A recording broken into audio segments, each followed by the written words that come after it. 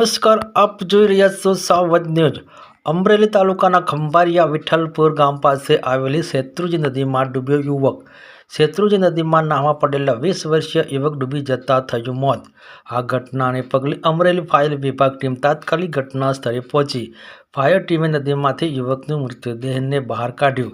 આ ઘટનાને પગલે લોકોના ટોળેટોળા એકઠા થયા। યુવકના મૃતદેહને પીએમ અર્થે હોસ્પિટલ ખાતે ખસેડાયો। સમગ્ર મામલે પોલીસ તપાસ હાથ ધરી છે। વિશેષ રિપોર્ટ સંજય વાઘેલા, અમરેલી જિલ્લા બ્યુરો ચીફ।